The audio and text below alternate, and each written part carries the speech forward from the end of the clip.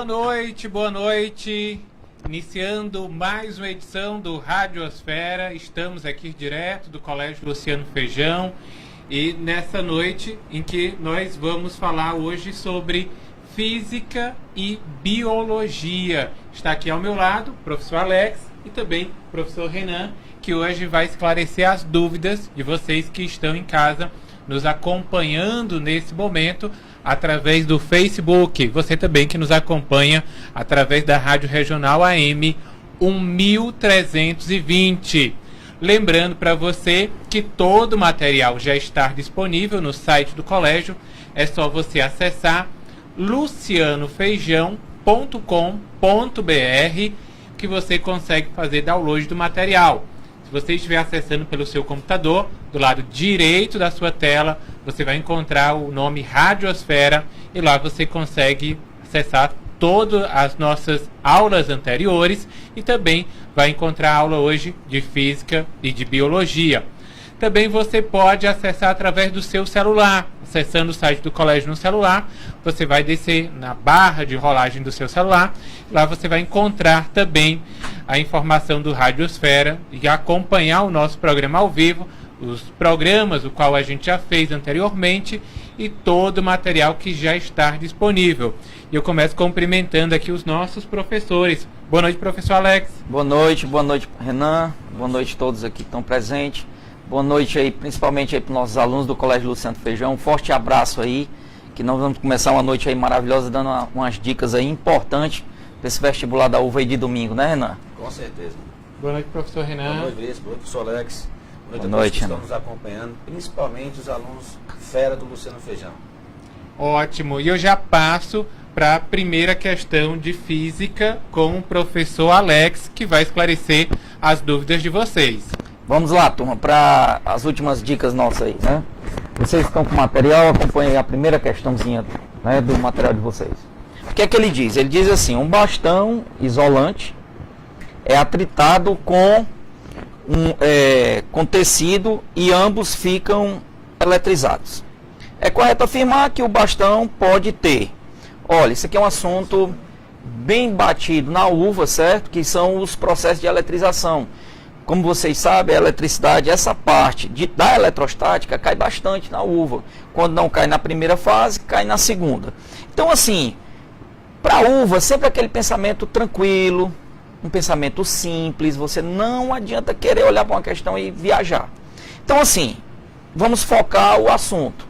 Processos de eletrização.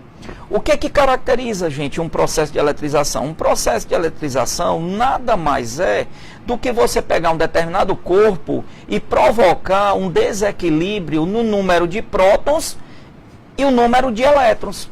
Como vocês já estudam na química, você sabe que um corpo neutro nada mais é do que o número de prótons ser igual ao número de elétrons. Então, na hora que eu provoco esse desequilíbrio, esse corpo ele passa a ficar eletrizado. Ele pode ficar eletrizado tanto positivamente quanto negativamente. Como é que isso aí vai se dar? Aí onde vem aquela ideia principal, a ideia básica. Qualquer matéria, como você sabe, ela é formada de átomos. E como vocês estudam na química, por exemplo, você tem lá a distribuição eletrônica de qualquer substância, né? Você tem aí, por exemplo, vamos pegar aqui um exemplo, o ferro, certo? Quando você faz a distribuição eletrônica, você tem as 7 camadas, K, L, M, N, O, P, Q. Então, o que é que acontece? Na última camada, né, quando você olha lá a tabela periódica, vocês têm os condutores, semicondutores, né? Você tem vários materiais, que aí no caso, né, na aula de química, ele vai explorar bem, se o professor querendo, pode entrar inclusive na eletrostática. Então, o que é que acontece? De uma maneira bem simples. Eu tenho que movimentar os elétrons. Então, o aluno tem que botar logo essa coisa na cabeça bem simples. Só quem se movimentam são os elétrons. Então, quando eu tenho um corpo, ou eu retiro elétrons desse corpo, ou eu acrescento elétrons nesse corpo. Então, na hora que você lê uma questão, você vai detectar o quê? Quem perde elétrons, quem ganha elétrons. Então, a partir do momento que eu tenho um número de prótons de determinado corpo que não é alterado, quem vem a ganhar elétrons, esse corpo fica com excesso de elétrons. Então, ele fica eletrizado negativamente. Então, quando você tem um corpo, por exemplo, que perdeu elétrons, que antes estava neutro e perdeu elétrons, então ele vai ficar com falta de elétrons. Então, automaticamente, ele vai ficar eletrizado positivamente. Por quê? Porque o número de prótons passa a ser maior do que o número de elétrons. Então, na questão, ele diz assim, um bastão isolante é atritado com um tecido e ambos ficam eletrizados. Ora, gente, no processo de eletrização, quando você pega os dois corpos, que você ficciona, o que é que acontece? Um tende a perder elétrons para o outro. Então, aquele corpo que receber esses elétrons vai ficar eletrizado negativamente. Assim como o outro corpo que perdeu elétrons passa a ficar positivamente. Então, vamos ler as opções. O que é que ele diz? Ele diz, é correto afirmar que o bastão pode ter ganhado prótons? Já está errado, você não precisa nem terminar de ler, porque só quem se movimentam são os elétrons. Letra B, perdido elétrons e o tecido ganhado prótons. Erro, está errado. Os prótons não se movimentam. Letra C, perdido prótons. Já está errado. Só quem se movimentam são os elétrons. Sempre com a base da base na mente. Olha a letra D. Um corpo perdeu elétrons e o outro fez o quê? Ganhou elétrons. Complementando, é correto afirmar que o bastão pode ter perdido elétrons e o tecido ganhado elétrons. Então, a opção verdadeira, de uma maneira bem fácil, tranquila, letra D. Coisa boa. Tranquilidade total, né? Não é verdade? Muito obrigado, professor. E agora a gente vai para a nossa primeira questão de biologia.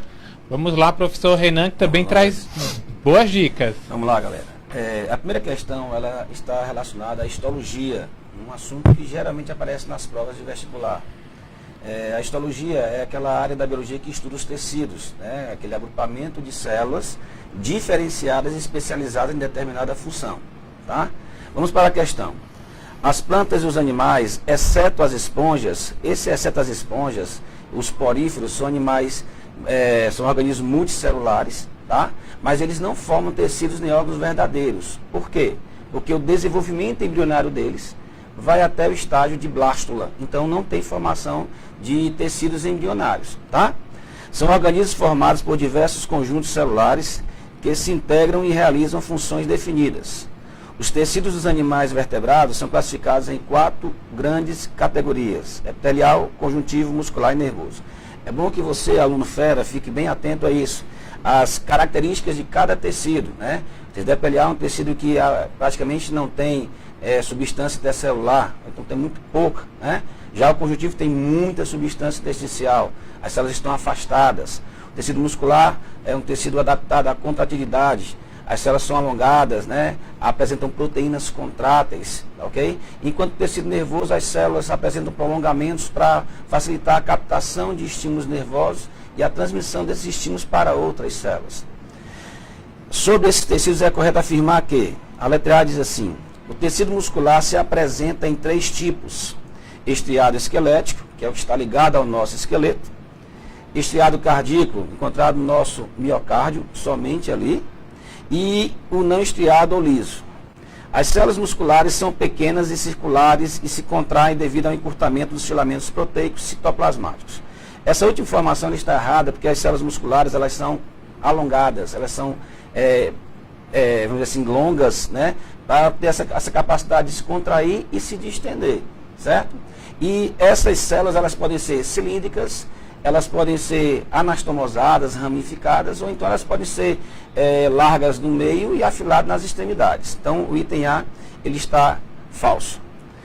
Item B, o tecido nervoso é constituinte do principal sistema de integração corporal, o sistema nervoso, que nos vertebrados é dividido em sistema nervoso central, encéfalo e gânglios nervosos, e sistema nervoso periférico, nervos e medula espinhal.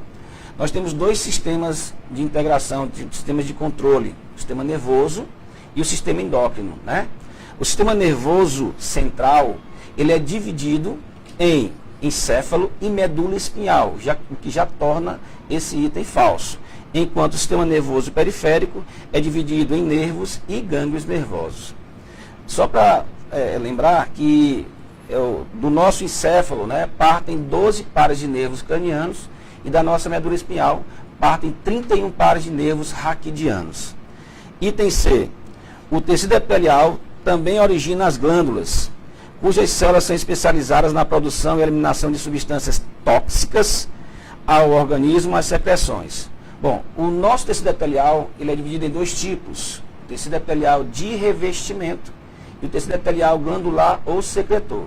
As glândulas, elas podem ser glândulas que liberam as suas secreções para o meio externo ou para o interior de cavidades ou órgãos, ou então secreções que são liberadas diretamente na corrente sanguínea, tá? E essas, em algumas secreções, realmente podem conter substâncias que são tóxicas, mas no geral elas não são. São muito importantes para a atividade para controlar as atividades corporais, né? A letra D, a pele humana é constituída pelas camadas epiderme e derme, sendo que a epiderme é um tecido epitelial e a derme é um tecido conjuntivo. É muito comum os alunos, né, se confundirem com as camadas da pele. A nossa pele só tem dois tipos de camadas, a epiderme e a derme. A hipoderme não faz parte da nossa pele. A hipoderme, também chamada de tela subcutânea ou panícula adiposo, né, é um tecido que acumula gordura, que desempenha diversas funções: reserva energética, isolante térmico, proteção contra choques mecânicos. Essa hipoderme não faz parte da nossa pele, tá? Resposta correta da questão, item D de dado. Ótimo, professor, muito obrigado. E a gente já vai rapidamente aí para a segunda questão de física com o professor Alex. Vamos lá, com muito prazer.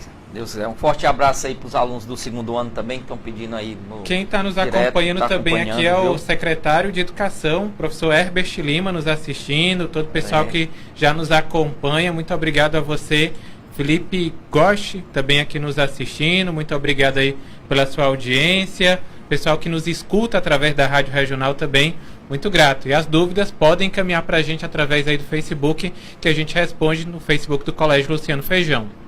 E mandar também um abraço aí fortíssimo aí para toda a equipe de física, viu, do Colégio Luciano Feijão, uma equipe top, viu?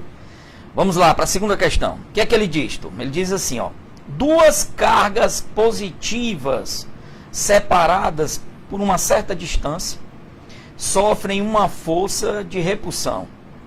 Se o valor de uma das cargas for dobrada e a distância, né, entre elas duplicada, então, em relação ao valor antigo, né, da força de repulsão, a nova força terá sido... O que é que aconteceu com a nova força? Qual será o valor a nova força em função da que eu tinha antes? Olha, veja bem.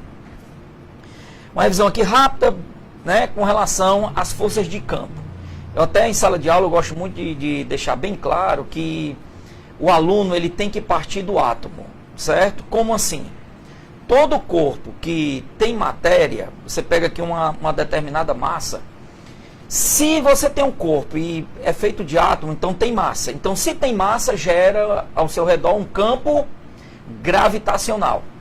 Se por algum motivo você provocar um desequilíbrio no número de prótons e de elétrons, que foi dito agora na questão anterior, esse mesmo corpo vai gerar ao seu redor um campo magnético. E se eu conseguir imantar esse corpo, ele pode vir a gerar também um campo magnético. Então, a ideia matemática nos três tipos de forças de campo são parecidas. No caso da questão, ele está dando ênfase à parte elétrica. Então, qual é a fórmulazinha que você vai ter que colocar logo na sua cabeça? Lei de Coulomb. O que é que diz a lei de Coulomb? A força elétrica é dada por quem? K, Q1, Q2, sobre a distância ao quadrado. É o produto da constante eletrostática, vezes o módulo da carga 1, vezes o módulo da carga 2, sobre a distância ao quadrado. Então, a força que eu tinha antes era só isso. O que foi que ele fez com relação a esses corpos? Um dos corpos, ele está dizendo no texto, o que foi que ele disse? Ele dobra. Uma das cargas, ele dobrou. Ora, gente, matematicamente, a força ela é diretamente proporcional ao módulo do produto das cargas. Se eu estou mexendo apenas com uma carga, e onde a questão está me dizendo que ele dobrou, então, teoricamente, a força era para fazer o quê? Dobrar. Só que ele não mexeu só com a carga. O que foi que ele fez? Ele alterou também a distância. Como você sabe, a força é inversamente proporcional ao quadrado da distância. Então veja bem, se eu dobro a distância, 2 ao quadrado, 4. Então teoricamente minha força era para diminuir de quantas vezes? Ficar dividida por 4. Só que você entende que a carga foi o quê? Dobrada. Então se eu tenho um 2 em cima e um 4 embaixo, se a gente simplificar, vai ficar exatamente K módulo de Q1, módulo de Q2, sobre 2D ao quadrado. E quem é K, Q1, Q2 sobre D ao quadrado? A força que nós tínhamos antes. Então, teoricamente, o que foi que aconteceu com essa força? Ela vai ficar dividida pela metade. Tudo bem? Onde você tem aí como resposta a letra D de dado. Uma questão bem tranquila, inclusive, já caiu muito parecido nesse mesmo formato, só que em vez dele ter apenas duplicado a distância, a uva pediu triplicando a distância, que no caso ficaria dividido por 9. Tudo bem, Renan? Ótimo, muito obrigado. Lembrando para você que está em casa, os nossos professores estarão aqui também participando do aulão de véspera da uva. Caso você ainda não tenha feito a sua inscrição, a inscrição está disponível na tesouraria do Colégio Luciano Feijão. Só você chegar lá e se inscrever para participar do aulão, que acontece no dia 18 e 19 de abril, 19 de maio, desculpa. Dia 18 e 19 de maio, já que a prova do vestibular da uva já é no próximo final de semana. Você pode, assim, receber as últimas dicas dos nossos professores, do que não vai nem cair na prova, vai despencar logo tudo isso na prova, conforme são as orientações aqui dos nossos professores. E o professor Renan está indo aí para a sua segunda questão de biologia. Vamos lá, Veríssimo. A segunda questão, ela está relacionada à fisiologia humana, um assunto que geralmente aparece nas provas do vestibular. Está relacionado à digestão, ao controle hormonal da digestão, tá? Quando se fala de controle hormonal da digestão, nós temos que lembrar de alguns hormônios, gastrina, secretina, colesterocinina e a enterogastrona. Vamos comentar agora essa questão. A digestão consiste na quebra de moléculas orgânicas complexas, tornando-as simples para que possam ser absorvidas no intestino delgado. Para isso, faz-se necessária a participação de enzimas hidrolíticas, enzimas que vão atuar em meio a coisa, quebrando moléculas complexas, tá? Presentes em diversos sucos digestivos. Na regulação da digestão humana, estão envolvidos 4 importantes hormônios. Sobre esses hormônios e a ação de cada um deles na digestão humana, assinale a única afirmativa correta. A letra A diz o seguinte: o hormônio secretina é produzido por glândulas duodenais e atua sobre o pâncreas, estimulando a liberação do suco pancreático. Essa opção é correta. Esse suco pancreático é um suco rico em íons bicarbonatos. Por quê? Porque o quimo, quando sai do estômago para o intestino, ele vai ácido. E as enzimas que atuam lá no intestino, elas atuam em meio alcalino. Então precisa de alguma substância para poder neutralizar esse material que veio ácido do estômago. Então esses íons bicarbonatos vão neutralizar, levando o pH para em torno de 8. Vamos comentar as outras questões. A letra B. A colecistocinina estimula a liberação da bile pela vesícula biliar e é produzida por glândulas do íleo. Na realidade, as principais glândulas que vão produzir a colecistocinina são as glândulas do duodeno. Ela realmente estimula a liberação da bile. E a bile é um líquido, tá, que não apresenta enzimas. A função dessa bile é emulsionar gorduras, emulsionar ou emulsificar. É como se fosse uma função detergente, né? Ela vai transformar moléculas grandes de gorduras em moléculas menores, para sofrer uma ação mais eficiente das enzimas chamadas lipases. Letra C.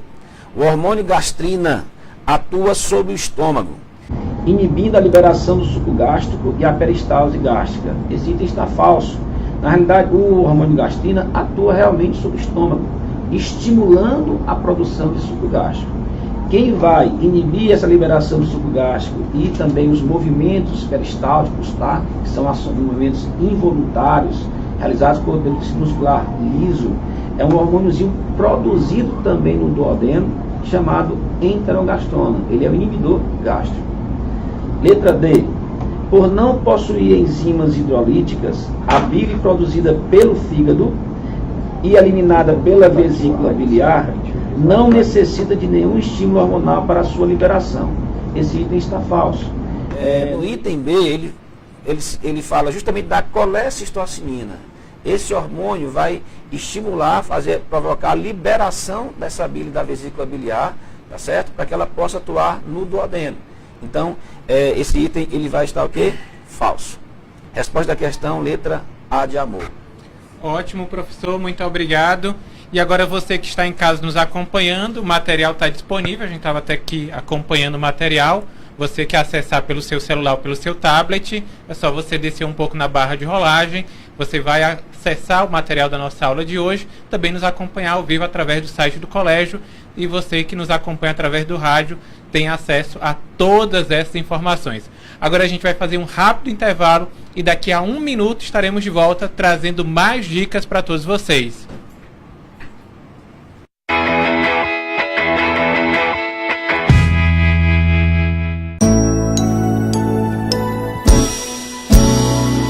Quando o caminho é bom, a gente sente. O saber é a luz à frente que faz a vida seguir. O sol nasceu e é hora de plantar, aprender para ensinar a lição que está aqui. Vem que esse mundo azul te espera e o futuro é uma janela aonde os seus caminhos vão além da imensidão para transformar o mundo, semeando educação. Por aqui se cria valores, Colégio Luciano Feijão. Colégio Luciano Feijão.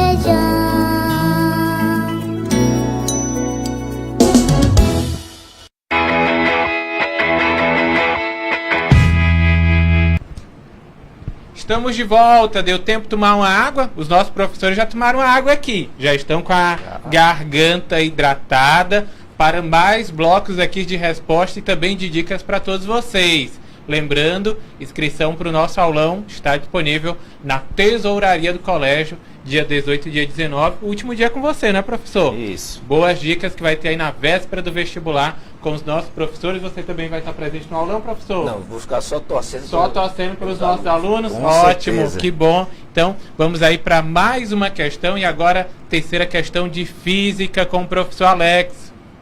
Vamos lá, Renan, meter bronca. O que é que ele diz aí na nossa terceira questão?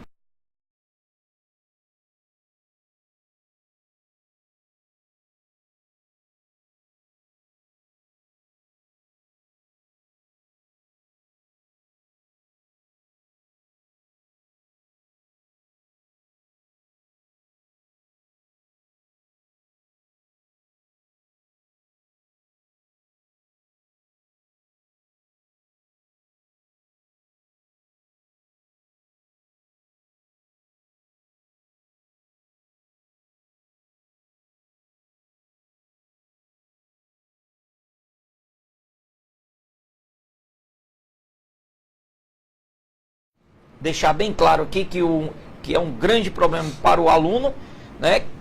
Que você, no caso, na hora de resolver esse tipo de questão, você não tem o direito de esquecer a fórmula, né? Eu vejo isso como um pequeno problema. Então, assim, vocês vão colocar assim na cabeça de vocês, ó. Nós temos uma carga Q1, Qzão, eu falo muito isso em sala de aula. Imagine uma carga que gera o campo e você vai ter outra carga que vai estar sobre a ação desse campo, que é a mesma fórmula da lei de Coulomb, K, constante eletrostática, vezes o módulo de Q1, vezes o módulo de Q2, sobre a distância ao quadrado. Só que você, em vez de chamar de Q1 e Q2, você vai chamar assim, Qzão e Qzinho. Onde o Qzão é quem gera o campo, e o Qzinho é quem vai estar sobre a ação desse campo. Então veja bem, quando a gente movimenta o Qzinho, você tem as duas fórmulas do campo elétrico embutidas dentro da fórmula da força elétrica. Então, por exemplo, ó, F é igual a KQ1, Q2 sobre D ao quadrado. Se eu chamar Qzão, Qzinho, se tu descer o Qzinho, você vai ter FE sobre Qzinho. É igual a K, Qzão sobre D ao quadrado. Então, essa igualdade aqui, obrigatoriamente, matematicamente, tem que permanecer o quê? Constante. Como é o nome dessa constante? Campo elétrico. No caso da nossa questão, o que foi que ele me deu? Ele me deu a carga de prova. Quanto é que vale a carga de prova? 4 microcoulomb. E ele me disse que essa carga de prova está sob a ação de uma força elétrica, um valor de 1,2 newtons. Então, qual é a melhor fórmula para você trabalhar aí? Campo elétrico nada mais é do que a força elétrica sobre a carga de prova. Então, você vai ter exatamente 1,2 newtons dividido por 4 microcoulomb. Só que tem um detalhe. Você que vai fazer a prova da uva domingo, você não pode deixar de levar na sua mente mili, micro, nano e pico. Mili, isso aqui é uma ordem de grandeza. 10 a menos 3. Micro, 10 a menos 6. Nano, 10 a menos 9. E pico, 10 a menos 12. No caso da nossa questão é micro. Então, na realidade, quando eu for transformar, quanto é que vale a minha carga? 4 vezes 10 a menos 6 coulomb. Então, se eu dividir 1,2 dividido por 4 vezes 10 a menos 6, você vai encontrar aí nas suas continhas 3 vezes 10 a mais 5 newtons por coulomb, obtendo como resposta a letra A dessa questão, bem tranquila aí para resolver na primeira fase, principalmente. Não é verdade, Renan? Muito boa. Muito boa a dica aí do nosso professor. E agora vamos para uma questão de biologia com o professor Renan, que já fez ali várias marcações. Com Pelo certeza. visto, nessa questão tem boas dicas. Muitas dicas. Vamos lá. Essa terceira questão, ela fala, é fisiologia humana, continua fisiologia humana, ela fala sobre uma glândula importantíssima no nosso organismo, que é a hipófise, também conhecida como pituitária. A hipófise, ela apresenta duas regiões, tá? A hipófise anterior e a hipófise posterior, tá? A hipófise anterior, ela também é conhecida como adenohipófise, ela tanto produz quanto secreta hormônios. A hipófise posterior, ou neurohipófise, ela vai armazenar e secretar dois hormônios importantíssimos que são produzidos no que está acima dela, que é o hipotálamo, tá? O hormônio chamado ADH, ou vasopressina, e o hormônio conhecido como ocitocina, ok? Vamos para a questão. A hipófise produz e secreta uma série de hormônios que têm ação em órgãos distintos, sendo, portanto, considerada a mais importante glândula do sistema endócrino humano.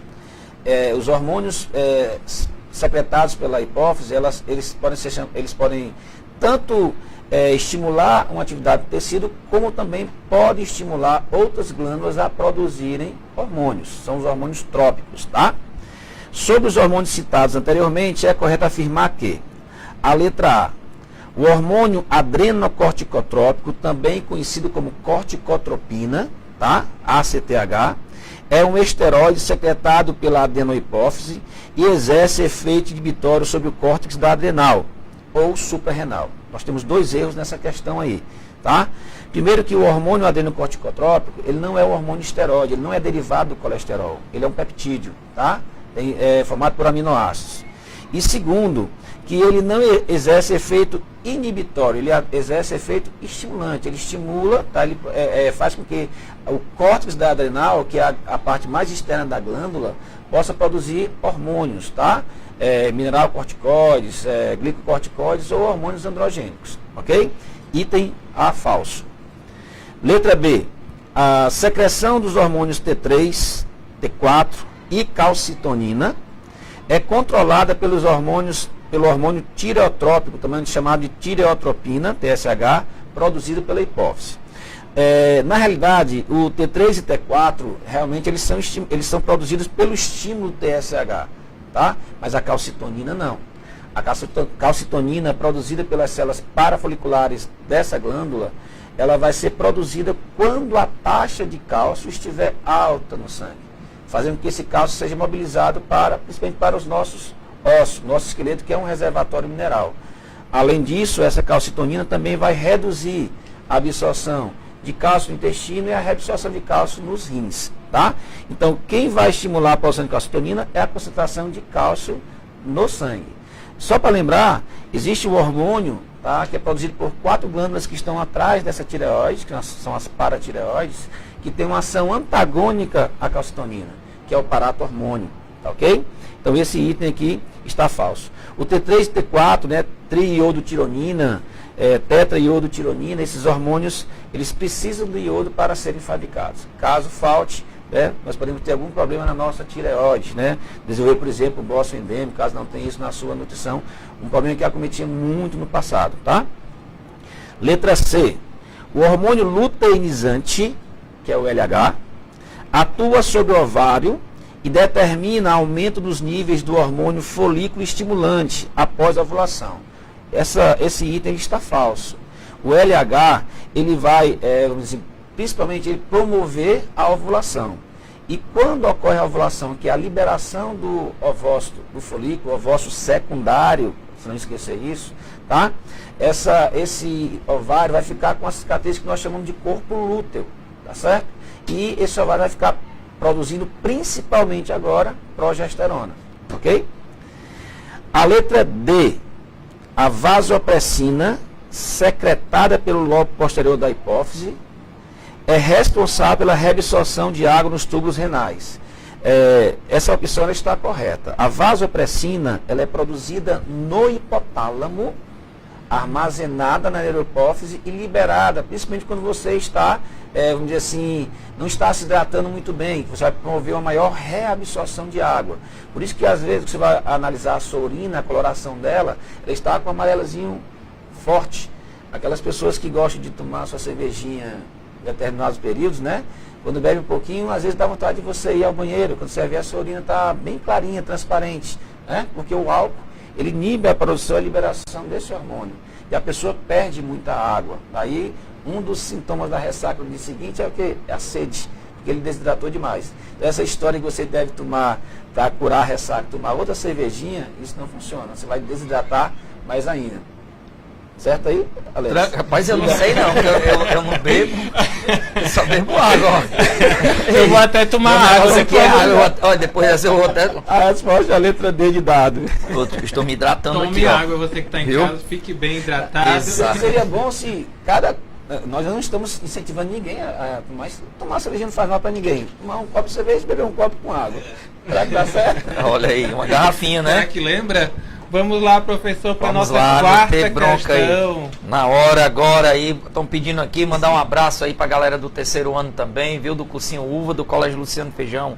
Forte abraço aí pra turma aí, todo mundo antenado aí, pedindo, né, pra falar nomes, fica complicado, são muitos chegando.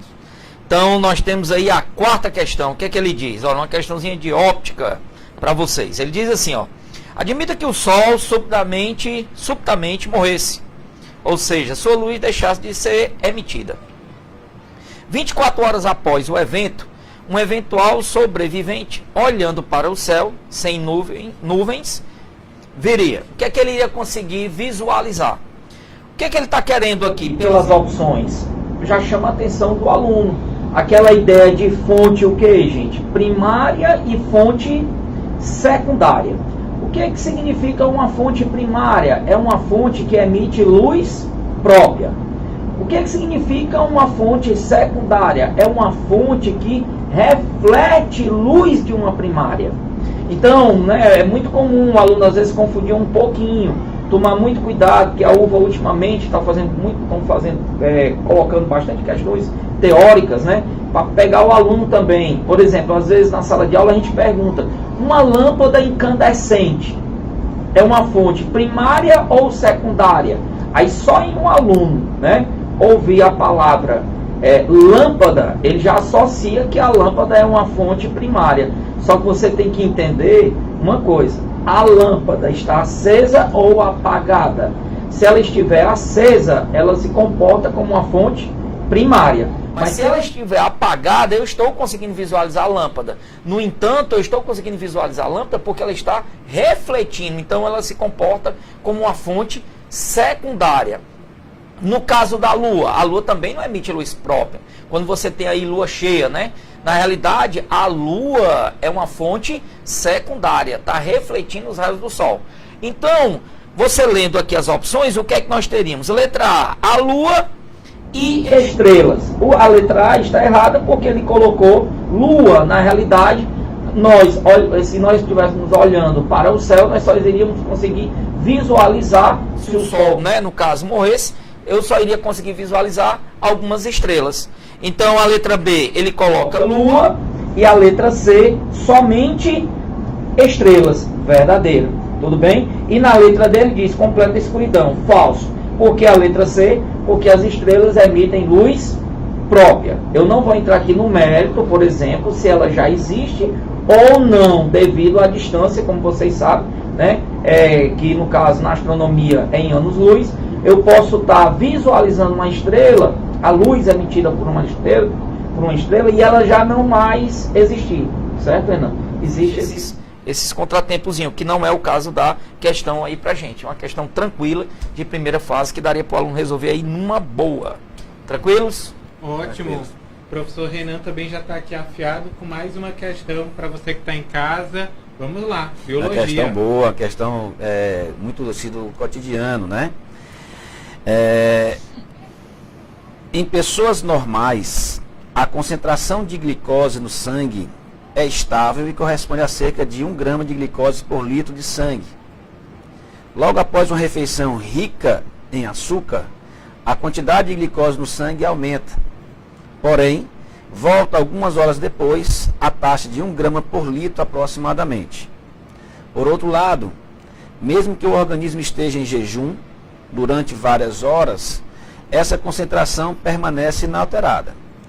Esse equilíbrio é resultado do papel. Bom, já que nós estamos falando de glicose, né, da glicemia, a taxa de glicose no sangue, é bom a gente fazer alguns comentários sobre, por exemplo, o pâncreas. Tá? O pâncreas é uma glândula mista, é uma glândula que tem ação exócrina e endócrina ao mesmo tempo, né? A ação exócrina do pâncreas, quando ele produz o suco pancreático na digestão, mas a ação endócrina dele é quando ele produz principalmente 2 hormônios, a insulina e o glucagon. Tá? Existe um terceiro, né? O pâncreas ele tem lá as ilhotas pancreáticas formadas por células alfa, que vão produzir, por exemplo, o glucagon, células beta que vão produzir a insulina e células delta que vão produzir a somatostatina. Mas a questão aqui, vamos falar principalmente de 2 hormônios, a insulina e o glucagon. Quando a taxa de glicose no sangue está alta, as células beta elas são estimuladas e passam a produzir e liberar a insulina. Cuidado, a insulina tem ação hipoglicemiante. Ela vai ser produzida quando a taxa de glicose estiver alta. O glucagon tem uma ação contrária. Ele tem uma ação hiperglicemiante, para manter a taxa de glicose, né, dentro dos níveis normais, para que o organismo não tenha nenhum problema. Algumas pessoas ficam com dor de cabeça, tonta, quando tem uma hipoglicemia, desmaio, etc. Tá? Além disso, a insulina, ela estimula, por exemplo, a entrada da glicose nas células, ela estimula também a entrada de aminoácidos, tá? Ela faz com que a glicose possa entrar na célula para formar, por exemplo, ácidos graxos, lá nas células adiposas. Ela não está somente relacionada com a glicose, ok? Então, quando essa glicose entra na célula, ela pode seguir a via metabólica, por exemplo, para ser quebrada em 2 moléculas de ácido pirúvico, que se chama glicólise, que é a primeira etapa da respiração celular, tá? Além disso, a insulina também vai estimular a formação de um carboidrato que nós temos principalmente lá no fígado e no músculo, um carboidrato de reserva, chamado glicogênio, a glicogenogênese. Não esqueçam isso.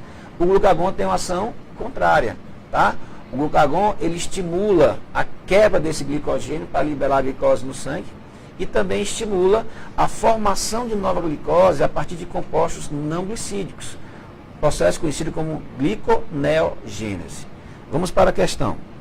Esse equilíbrio é resultado do papel, a letra A diz assim, do glucagon, que promove a penetração da glicose nas células em geral. Já está falso, porque o glucagon, quem vai fazer com que essa glicose possa estimular essa penetração é a insulina, tá? E da insulina que estimula o fígado a transformar glicogênio em glicose. Transformação de glicogênio em glicose, quem estimula isso é o glucagon. E esse processo se chama glicogenólise, a quebra de glicogênio. Letra B. Do glucagon, que promove a penetração de glicogênio. O glicogênio não vai penetrar, ele vai ser produzido dentro dessas células hepáticas, né, dos hepatócitos, e também nas células musculares do músculo estriado esquelético, ok? e da insulina, que estimula o fígado a transformar glicose em glicogênio. Essa última informação está correta, a formação de glicogênio. Glicogenogênese. A insulina promove isso, tá? A letra C. Da insulina, que promove a penetração de glicose nas células em geral. Por que ele está colocando em geral? Porque células neurais, né, alguns neurônios, eles não dependem da insulina para poder a glicose entrar nesta célula, ok? E do glucagon, que estimula o fígado a transformar glicogênio em glicose. Essa é a opção correta. A letra D, da insulina, que promove a penetração de glicose em células em geral, e do glucagon, que estimula o pâncreas a transformar glicose em glicogênio.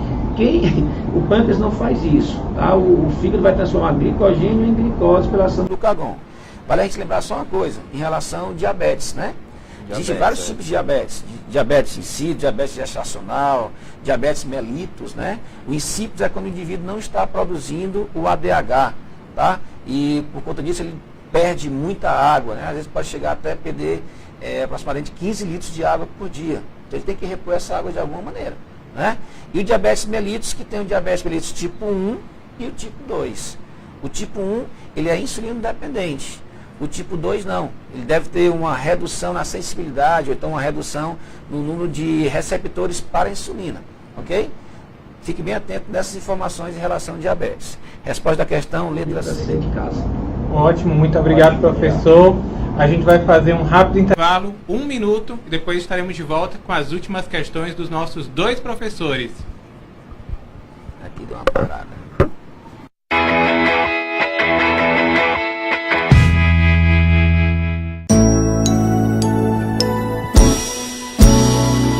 Quando o caminho é bom, a gente sente. O saber é a luz à frente que faz a vida seguir. O sol nasceu e é hora de plantar, aprender para ensinar a lição que está aqui.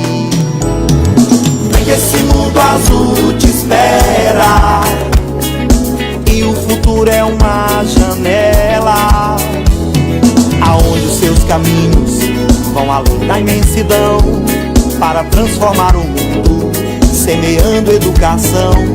Por aqui se cria valores.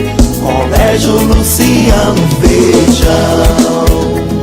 Colégio Luciano Feijão.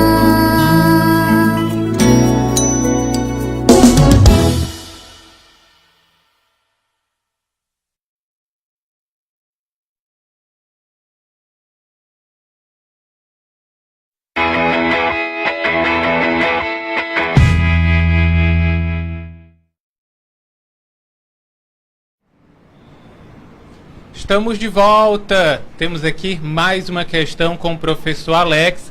A sua última questão, então presta atenção, você que está em casa, só reforçando, você que chegou agora, todo o material está disponível no site lucianofeijão.com.br. Acesse lá que o material da nossa aula de hoje já está disponível. Também no final o vídeo ficará salvo para que você possa acompanhar durante toda aí a véspera do vestibular as dicas dos nossos professores. Vamos lá. Vamos lá, meter bronca aí na quinta, né? Uma questão aí batida demais aí na uva, né? Um assunto. O que é que ele diz? Ele diz só assim, ó, ele faz uma pergunta simples. No vácuo, todas as ondas eletromagnéticas. Então, veja bem.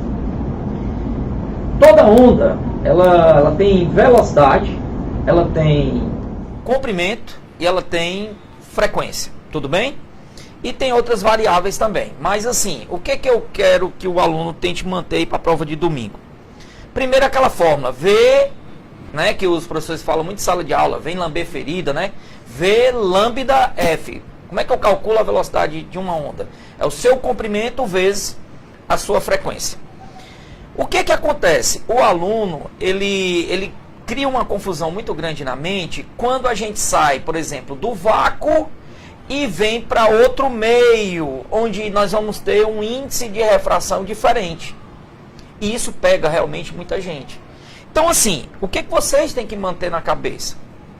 Quando ele fala em vácuo, dessas 3 grandezas, tem que ser no automático.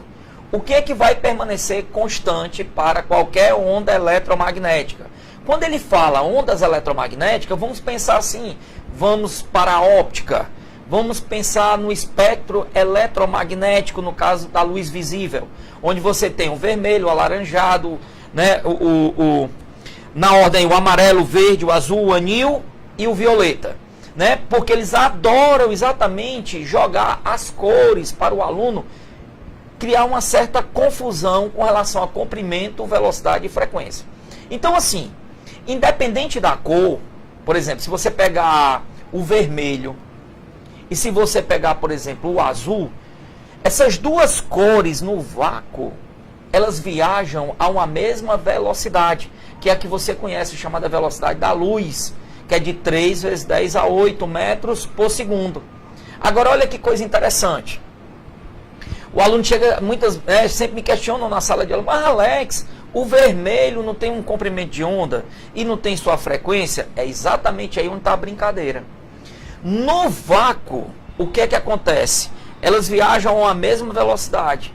Então, o que permanece constante para a gente, né, nesse caso, para todas as ondas eletromagnéticas, vai ser a velocidade, onde eu vou ter que o produto comprimento vezes a frequência, independente da cor, obrigatoriamente tem que ser de 3 vezes 10 a 8 metros por segundo.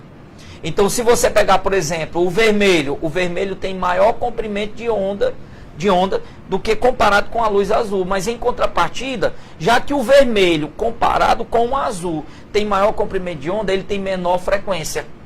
De modo que o produto lambda vezes F continue sendo de 3 vezes 10 a 8 metros por segundo. Agora, olha que interessante, que poderia ter essa mesma pergunta aqui, né, sendo formulada de maneira diferente. Se eu pegar uma onda eletromagnética, certo? Ela sai de um meio e passa para o outro, aí eu já não posso mais afirmar que o que vai permanecer constante é a velocidade. Nesse caso, ele tem que ser específico. Por isso que na óptica, muitas vezes, né, se causa aquela confusão com relação ao índice de refração. É uma crítica, eu faço muito essa crítica na sala de aula, como o índice de refração da água. Todo mundo, 1,333, geralmente eles colocam para vocês desse jeito, né, o valor. O aluno tem a ideia que o índice de refração é uma constante, e não é verdade. O índice de refração, ele é constante para uma determinada frequência de uma determinada onda eletromagnética.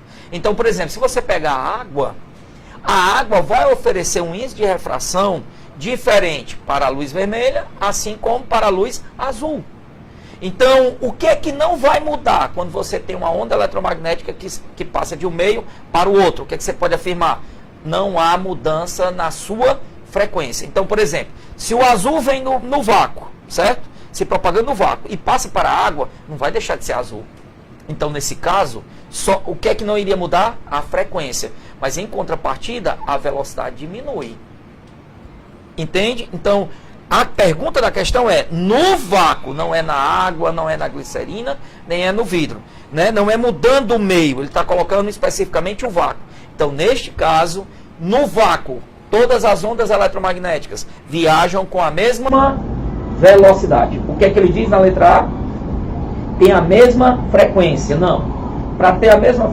Qual seria essa letra A? Para ser verdadeira, é se ele estivesse perguntando assim, uma onda quando passa de um meio para o outro. Opa, o que é que não é alterado? A mesma, ele vai manter a mesma frequência. Letra B, tem a mesma intensidade. Está errado. Letra C, se propagam com a mesma velocidade. Verdade, que é de 3 vezes 10 a 8 metros por segundo, que é a velocidade da luz. Se propaga com velocidades menores que a da luz. Falso. Isso aqui só vai ocorrer se você passar para um índice de refração maior do que 1, no caso, saindo do vácuo para a água, a própria atmosfera, né? No caso, no nosso mundo real. Então, uma questão tranquila, Renan. Aí a opção verdadeira, letra C de casa. Deu uma questão tranquilona, Renan. Ótimo, muito obrigado, professor. Vamos aí para a quinta questão com o professor Renan. Vamos nós. Continuamos ainda com o assunto fisiologia, só que agora vamos falar das plantinhas, viu, Alex? Legal, tem muita física. Aliás, vegetal. aí, não lhe atrapalhando, Renan, a maioria das questões tem muita coisa de física dentro. Aí uma aula com nível legal fica bacana a gente, né, marcar uma vez aí pro Enem aí, pegar aí. Marcar isso aí. Vamos marcar. Observe as sentenças abaixo sobre hormônios vegetais. Quando se fala em hormônios vegetais, você tem que lembrar de alguns grupos. as auxinas, as giberelinas, as citocininas, o etileno e o ABA, o ácido abscísico. A questão ela não contempla nada sobre as auxinas diretamente, tá?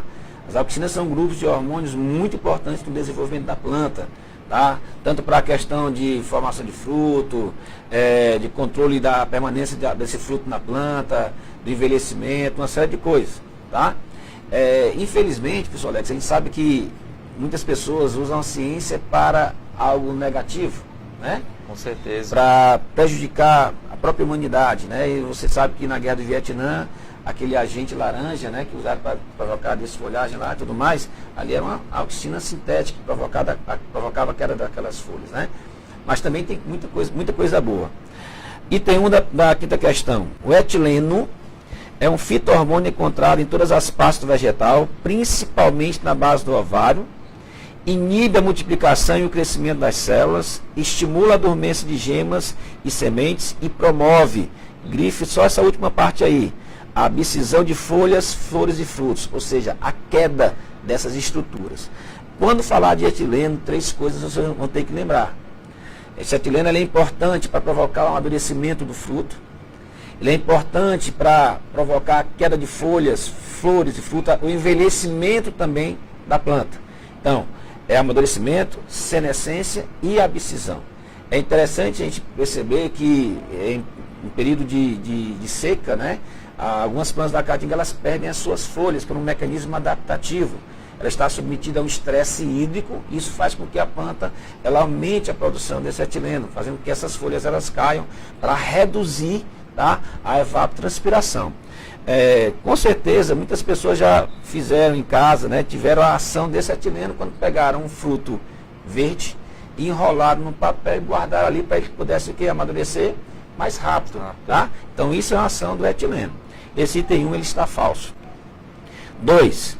As citocininas são hormônios responsáveis pela multiplicação celular e, em alguns casos, pelo desenvolvimento de gemas laterais.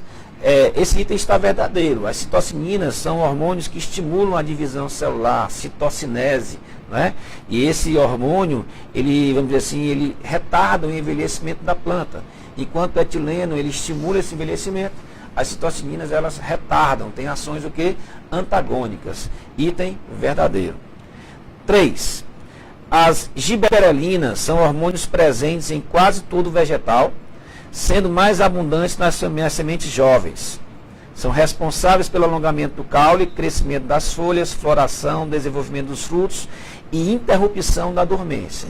Esse item ele está verdadeiro. As giberelinas elas atuam também com outros hormônios, com auxina, com citocininas, né?